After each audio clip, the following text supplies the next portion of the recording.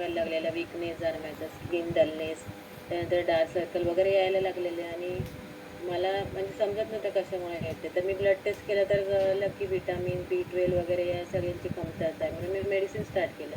Medicine 1 वर्षभर घेतलं, पण त्याच्याने काय बदल नाही झाला. म्हणजे आहे तसंच होतं. असं वाटायचं की उभे-उभे मी चक्कर येऊन पडेल की काय. आणि ते व्हायचं जास्त करून म्हणजे स्ट्रेस लेव्हल, म्हणजे थोड्या-थोड्या गोष्टीने मी खूप स्ट्रेस घ्यायची.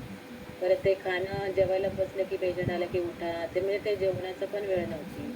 परत नाईट शिफ्टमुळे जे झोप असते आपली, जी मिळाली पाहिजे आपल्याला, ती अपुरी पडायची. म्हणजे व्यवस्थित झोप न झाल्यामुळे दुसऱ्या दिवशी.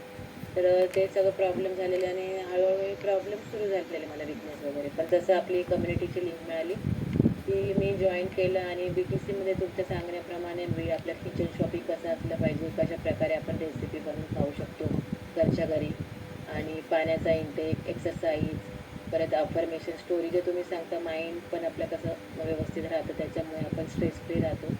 तर या सगळ्या गोष्टी केल्याने मला खूप फायदा झाला आणि आता मला सगळं माझं मेडिसिन सगळं बंद आहे आणि 99% माझे गिडीनेस, स्किन प्रॉब्लेम कमी कमी होत चालले. Thank you madam.